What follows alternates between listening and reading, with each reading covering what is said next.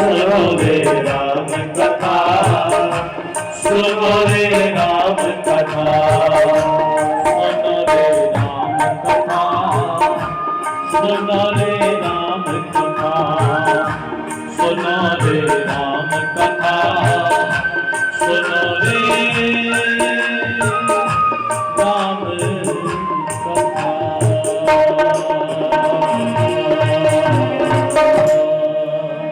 बोलिए मर्यादा पुरुषोत्तम श्री रामचंद्र जी महाराज की जय हो।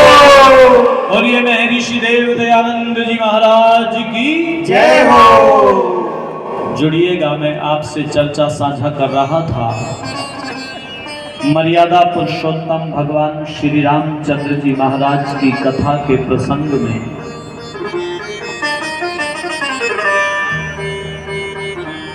मिथिला में हम सब लोग थे, विदाई का वो प्रकरण, विदाई का वो प्रसंग, विदाई की वो घड़ी जो बड़ी शुभ घड़ी है और माता पिता को निहायत कड़ी है। झरझर आंसू बह रहे हैं महारानी सुनैना की आंखों से और बार बार अपनी वैदेही को, जानकी को हृदय से लगाया मां सुनैना ने।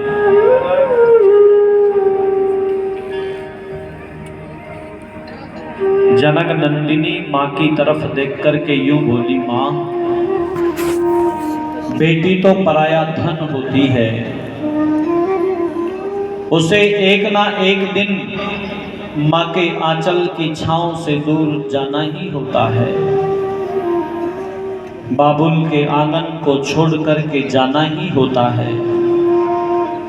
धैर्य को धारण करो मां और मुझे सगुन गीत गा करके विदा कर दो, सगुन गीत गा करके विदा कर दो। तब हृदय से लगा करके मेरी माताओं बहनों एक बात कही मां सुनैना ने, सिया तू मेरी बहुत लाडली बेटी है, तू मेरी बहुत संस्कारित बेटी है, तुझे जन करके मेरी कोख धन्य हो गई वैदेही, तेरे जैसी पुत्री को प्राप्त करके मां का जन्म सफल हो जाता है, मातृत्व सफल हो जाता है। तेरे जन्म से लेकर के आज पर्यंत कुछ ना कुछ सिखाती रही और तू सीखती रही है,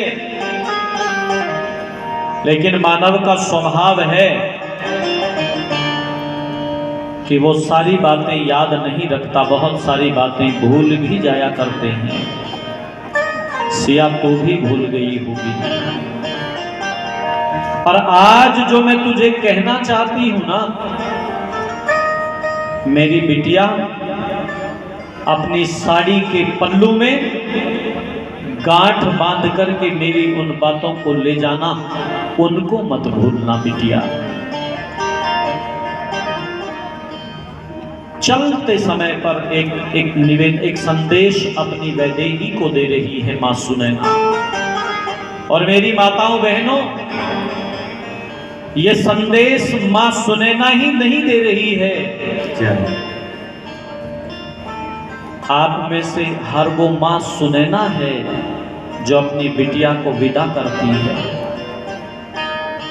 भगवान श्री राम की कथा के प्रसंग में जरा उस संदेश को बहुत ध्यान पूर्वक सुन करके उसे घर तक लेकर के जाना।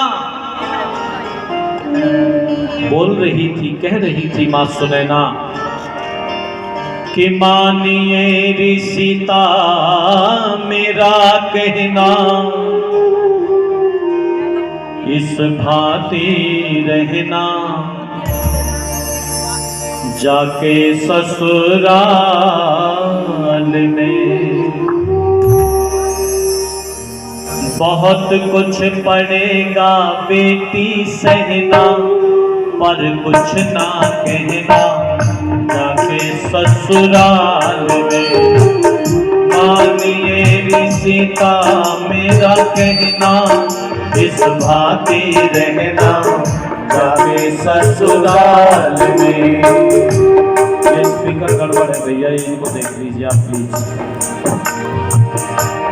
ये अपनी मर्जी से चल रहे हैं, अपनी मर्जी से बंद हो रहे हैं।